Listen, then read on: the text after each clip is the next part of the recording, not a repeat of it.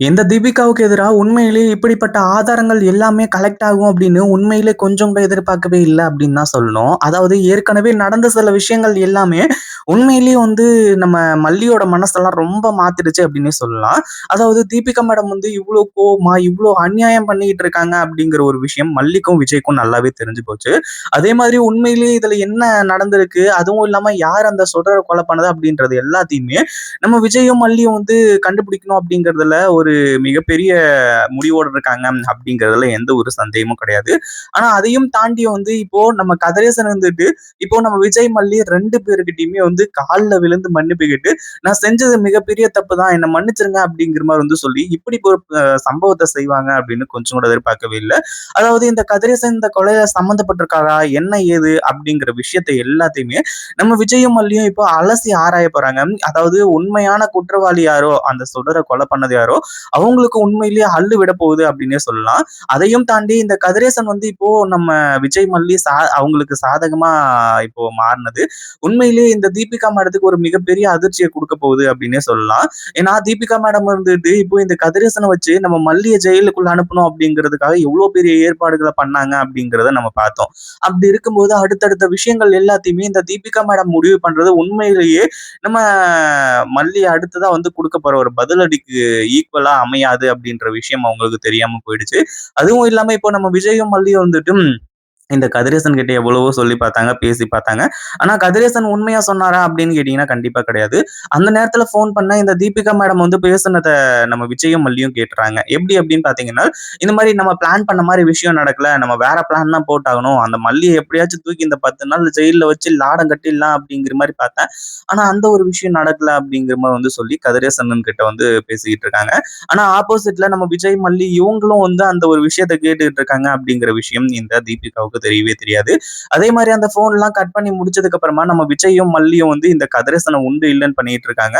அதே மாரி மல்லி என்னதான் நான் உங்க பேத்திய பார்த்துக்கிட்டாலும் சரி, உங்க பேத்திக்கு அம்மாவா இருந்தாலும் சரி, அதாவது உங்க பொண்ணு ஆயிட முடியாது அப்படிங்கிற ஒரு விஷயத்த நிரூபிச்சுட்டீங்க அப்படின்னு சொல்லிட்டு, தீபிகாவோட அதாவது இங்க இந்த கதிரேசன இப்போ சென்டிமெண்டலா லாக் பண்றாங்க. அதாவது லாக் பண்ணணும் அப்படிங்கிற மாரி நினைக்கல. பட் இருந்தாலும் இருக்கிற விஷயத்த தெளிவா சொல்றாங்க. நீங்க ஏன் இப்படி நினைச்சிட்டு இருக்கீங்க? அதுவும் இல்லாம உங்கள நான் என் அப்பாவா தான் பார்க்குறேன். ஆனா நீங்க தான் என்ன இந்த ஒரு விஷயமா பார்க்கல அப்படிங்கிற மாரி சொல்லி, சில விஷயங்கள் எல்லாத்தையுமே சொல்லும்போது உண்மையிலேயே அந்த ஒரு விஷயத்த இந்த கதிரேசனால ஏத்துக்கவே முடியல. அடுத்தடுத்து என்ன பண்றது? ஏது பண்றது? அப்படின்னு சொல்லிட்டு தெரியாம திரு திரு திருன்னு முழிச்சுட்டு இருக்காங்க. நம்ம மல்லி கேட்ட ஒவ்வொரு அந்த கேள்வியும் இந்த கதிரேசனுக்கு செருப்பால அடிச்ச மாரி இருக்கு.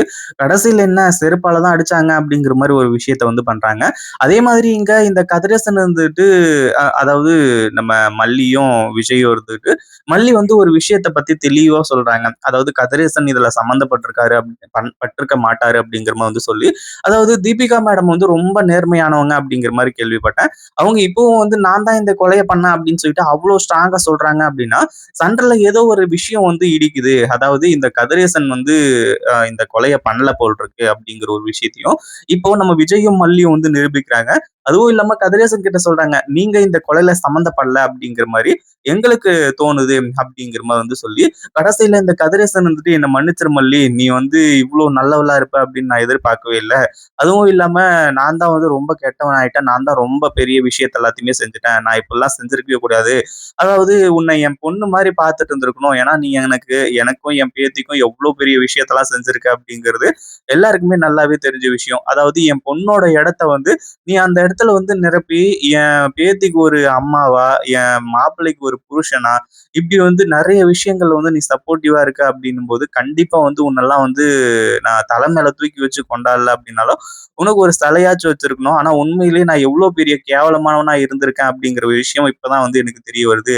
என்ன மன்னிச்சிரு மல்லி. அதே மாரி இந்த கேஸ்ல என்ன உதவி தேவைப்பட்டாலும் சரி, உண்மையிலேயே அந்த குற்றவாளி யாருன்னு கண்டுபிடிச்சு, அந்த சுடர கொலை பண்ணது யாருன்னு சொல்லிட்டு கண்டுபிடிச்சு, ஜெயில்ல புடிச்சு போடணும். நீ இதுல எந்த ஒரு தப்புமே பண்ணல. நீ நிரபராதி தான் அப்படிங்கிற ஒரு விஷயத்த நம்ம வந்து ஊர் உலகத்துக்கு காட்டணும் அப்படிங்கிற மாதிரி வந்து சொல்லி இந்த கதிரேசன் வந்து சொல்லிட்டு இருக்காங்க.